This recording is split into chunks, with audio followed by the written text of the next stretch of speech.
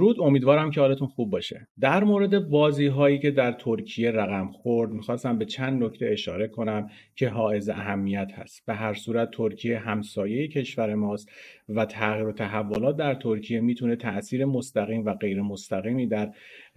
بازی هایی که قراره در ایران رقم بخوره بذاره و الگوریتم های گلوبالیست ها رو با تغییر و تحولی که در کشور همسایه رقم خورده میتوان در داخل ایران بهتر تحلیل کرد. شخصا بر این باور بودم، 1 ماه قبل از انتخابات بر این باور بودم که اردوغان شانس کمی برای پیروزی داره و بازی‌های سیاسی در داخل ترکیه هم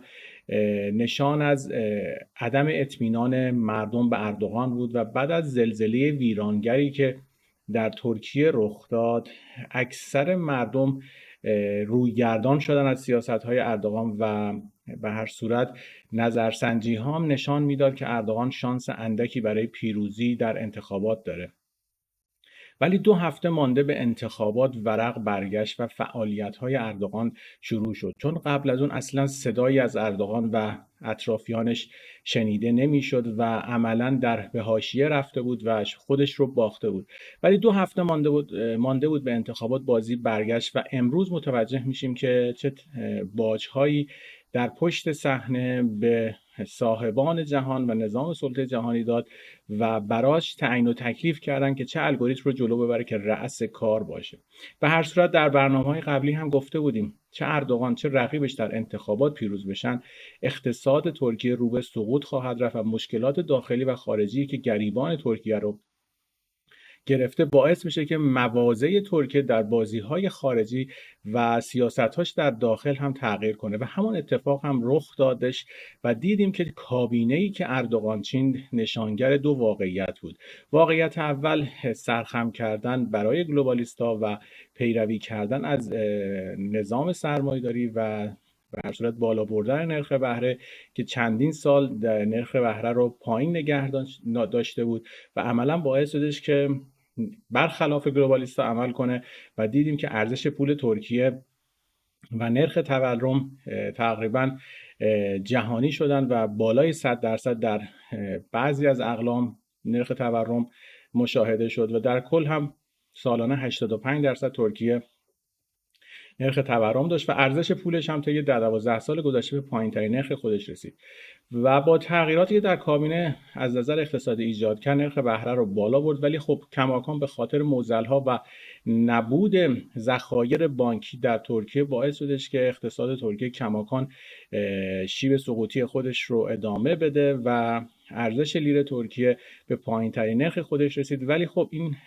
چون در الگوریتم گلوبالیستا قرار گرفته مطمئنا از 3-4 ماه آینده وضعیت ترکیه مقداری بهبود پیدا خواهد کردش. ولی در حال حاضر ترک ها با تورم زیاد و از بین رفتن ارزش پول خودشون گریبانگیر هستن. ولی خب کابینه ای که چید سرخم کرد به سمت گلوبالیستا و از نظر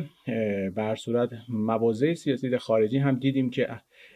تا قبل از انتخابات عملا در بازی روسیه و چین حاضر میشد و به سمت کرملین و پکن سرخم میکرد اردوغان و عملا بعد از اینکه در انتخابات پیروز شد بازی ورق برگشت و دیدیم که چگونه به سمت غرب سرخم کردش و موافقت کردش با حضور سوئد در ناتو و در داخل هم شعارهایی دادش که عملا دروغین بودش. به این دروغین بود چیزی که به ترکیه چندین سال وعده دادن که پیوستن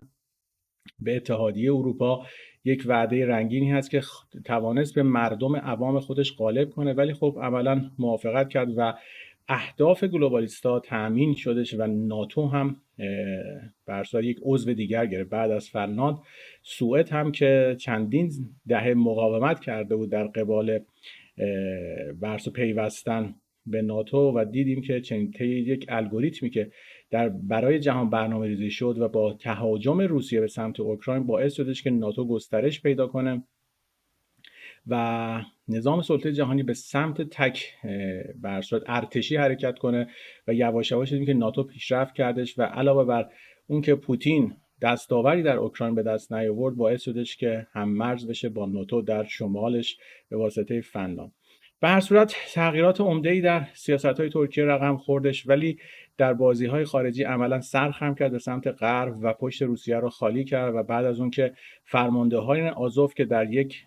تبادل به ترکیه تحویل داده شدن، فرمانده‌های آزوف اوکراینی رو به اوکراین تحویل داد و این باعث شدش که خیلی از تحلیلگران و سیاسیون روسیه این رو تکرار کنن که اردوغان از پشت خنجر زد. به هر صورت اردوغان به واسطه باجی که از روس‌ها میگرفت، به واسطه اون تعاملات و تهاتر انرژی برای انتخابات خودش زیاد تبلیغ کرد، مثل اینکه به مردم گفته بود که چندین ماه گاز را مجانی به قیمت خیلی پایین به مردم ارائه میده و این به خاطر کردیتی بودش که از پوتین گرفته بود. ولی خب بعد از اینکه پیروز شد سر خم کرد و عملا بازی برگشت. و در جبهه دیگه ای هم اردوغان با روی کار آوردن مهره‌های ملی‌گرا در بازی خارجی و در آسیای میانه توهمات پانترکی خودش رو ادامه خواهد داد. چیزی هستش که همونطور که در قبلا هم گفتیم وعده‌ای هستش که به جمهوری اسلامی دادن در مورد هلال شیعی و این توهماتی که در گوش اردوغان و ملی‌گراها و نوچه او علیوف کردن برای ایجاد توران شرقی هم یک توهمی هست به نام مثل هلال شیعی که این شکل نخواهد گرفت. ولی خب ناتو و انگلستان، به هر صورت الان انگلستان بعد از که از اتحادیه اروپا جدا شد، سیاست‌های مختلفی از به هر حال سیاست‌های مشابهی نسبت به اروپا نداره و سیاست‌هاش در منطقه به خصوص در آسیای میانه و خاورمیانه مقداری با اتحادیه اروپا در تناقض هستش و در رقابت هستن و این بار انگلیس‌ها برای تضعیف روسیه و پیشبرد اهداف خودشون در سایه پانترکیسم تلاش خواهند کردش که اهداف خودشون رو برسن. به هر صورت انگلستان مبتکر خلق پدرخوانده اردوغان یعنی اخوان المسلمین هستش، همونطور که در ایران شیعه رو بیان کرد، علم کردش و این بار پانترکیسم رو در آسیای میانه برای رسیدن به اهداف خودش هدف قرار داده و این ترکیه و جماعت ترک رو این بار ابزار قرار داده که به اهداف خودش برسه. به هر صورت این نکات کوتاهی بودش در مورد تحولاتی که در ترکیه رقم خوردش که بسیار حائز اهمیت هستش. الان عملاً روسیه در فشار مضاعفی قرار گرفته و سناریویی که در داخل ایران توسط همین لابی‌های پانترک بعضن شنیده میشه که تلاش میکنن روابط بین ایران و روسیه رو خدشه‌دار کنن، باعث شده که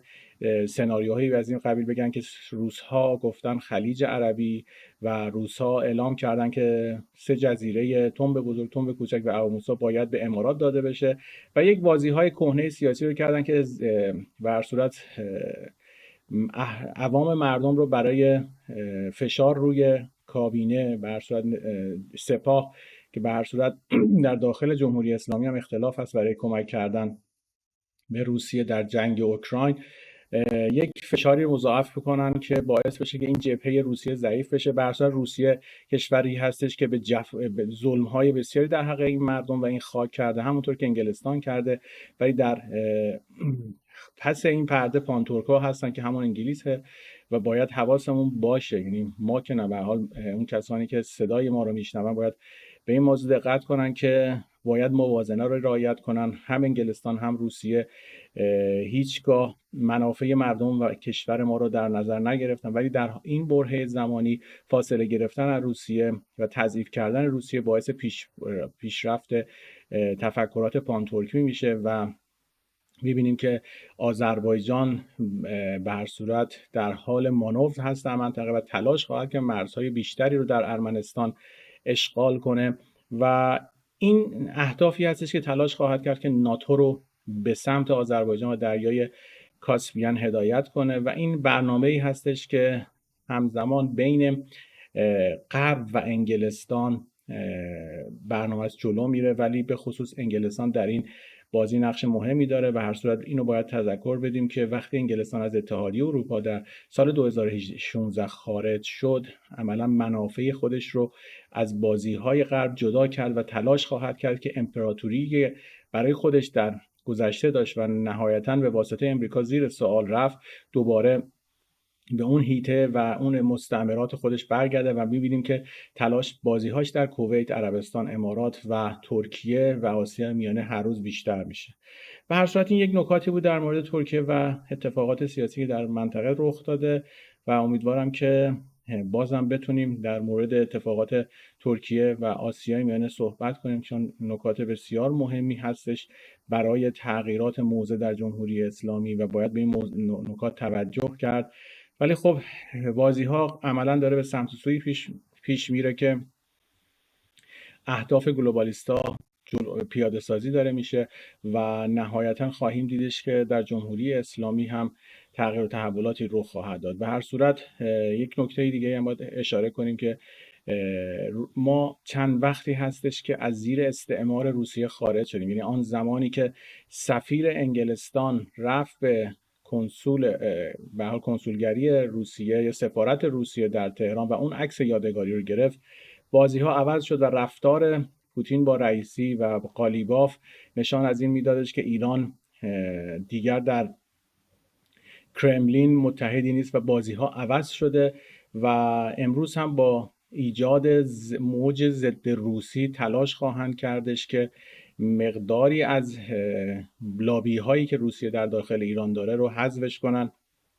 به هر صورت شما دقت کنید خامنه‌ای یا همون میرطاهر عملاً میاد اعلام میکنه ما در جنگ اوکراین دخالتی نکردیم و به روسیه سلاح ندادیم. از اونور فرمانده‌های سپاه میان میگن ما داریم کمک میکنیم. به هر صورت بین میدان و دیپلماسی اختلاف هست. جمهوری اسلامی یک نظام واحد نیست، تشکیل شده از چندین لابی امنیتی و نظامی که برای اربابان خودشون بازی میکنن و باید دید نهایتاً طی این 6-7 ماه آینده چه تغییر و تحولاتی در داخل ایران رخ خواهد داد و کدام لابی زورش به لابی دیگه میچربه، که ادامه این مسیر عملاً امکان پذیر نیست و میبینیم که هر روز یک فایل صوتی، یک فایل به هر صورت از مدارک افشا میشه و این باعث خواهد شدش که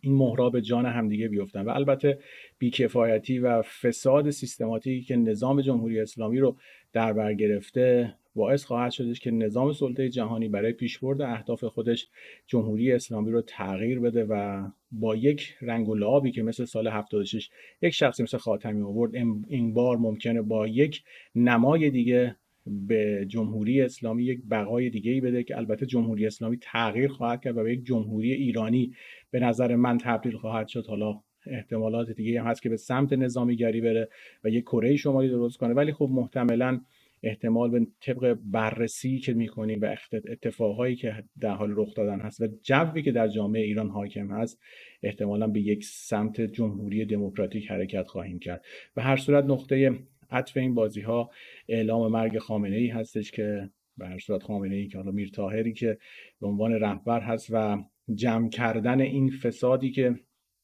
در داخل جمهوری اسلامی مانند اختاپوس رشد کرده و این جمع و جور کردن و سراسامان دادن بعد از این فساد لازمه اعلام مرگ پدرخوانده این همه به هر صورت لاشخورهایی هستش که سر سفره جمهوری اسلامی نشستن.